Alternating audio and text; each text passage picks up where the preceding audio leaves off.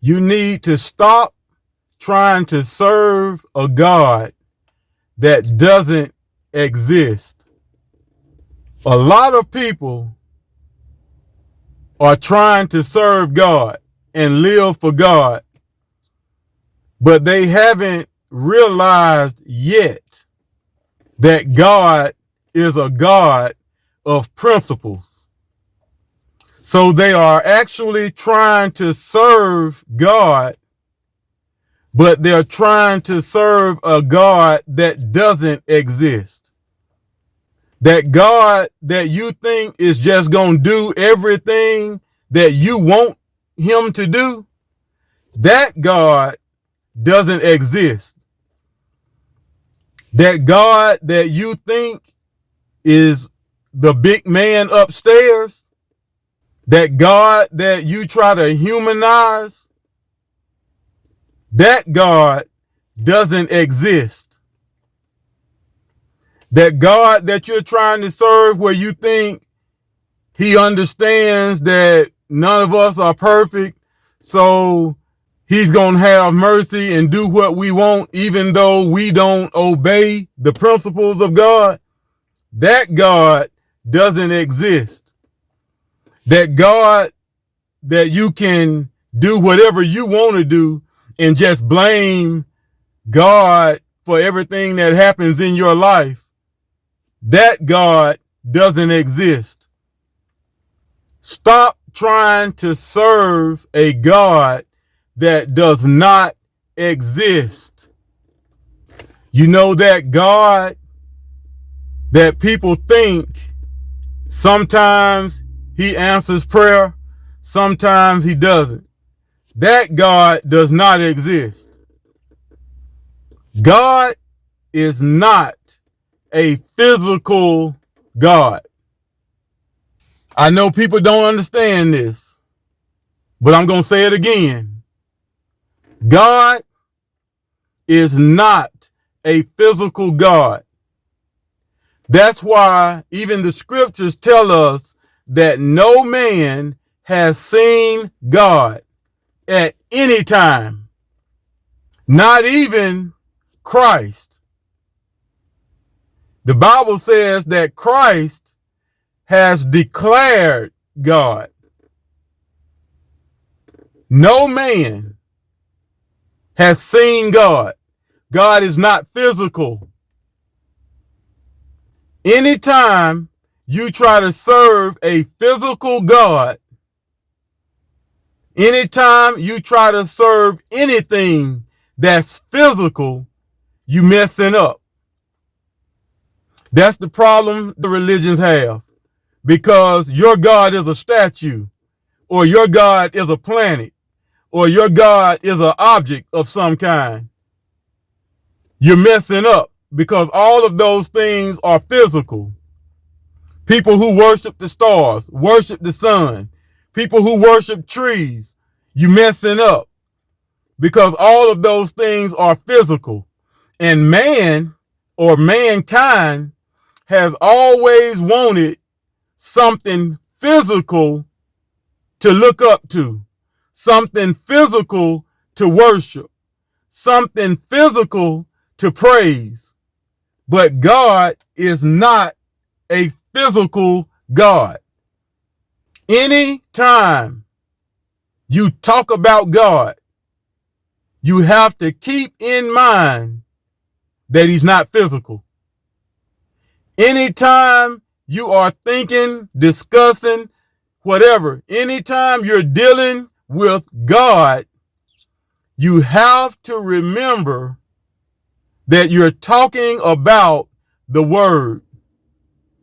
You're talking about the Word. In the beginning was the Word. The Word was with God, and the Word was God. That has not changed. So anytime you think about God, remember, you're talking about the Word. Can God do anything? Yes. You're talking about the Word being able to do anything. So the Word has to be what? Spoken. Is the word just going to come and do something just because? No. Is the word deciding who to bless and who not to bless? No. Is the word deciding who gets healed and who doesn't get healed? No. The word, which is God, works when you work the word. So remember that God is always the word. So before you blame God for something not happening, have you done the word? Before you get mad at God, think you're actually getting mad at the word. That don't make sense.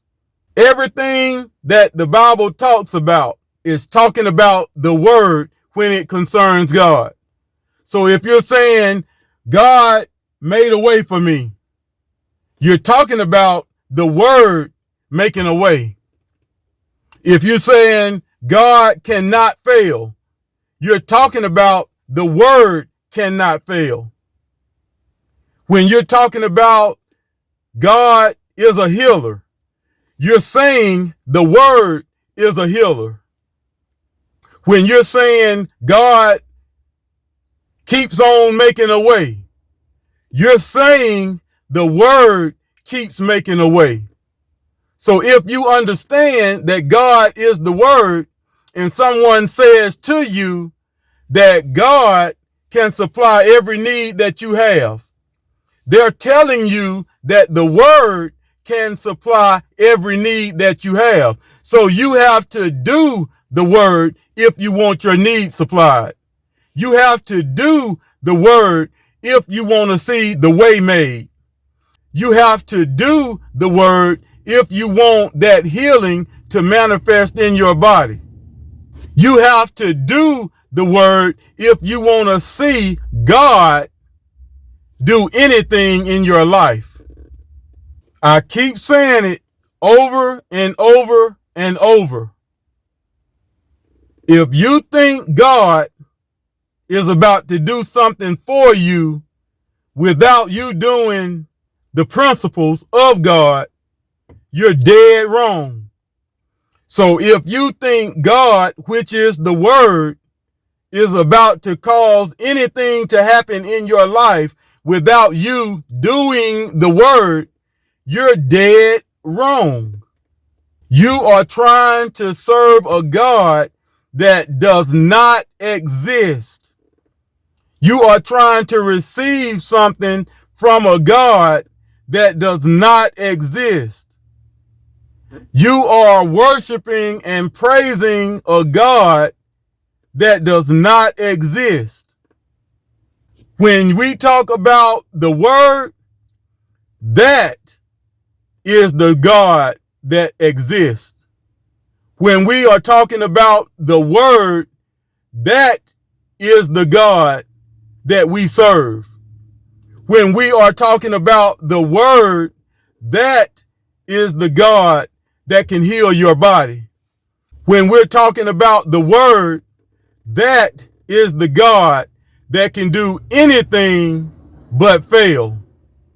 So even when Christ came to walk this earth, he was the way, the truth, and the life, which tells us that the word, because Jesus was the word is the way, the word is the truth, and the word is the life. The word is the God that can do anything but fail. Stop trying to serve a God that does not exist. The word is the only God that exists.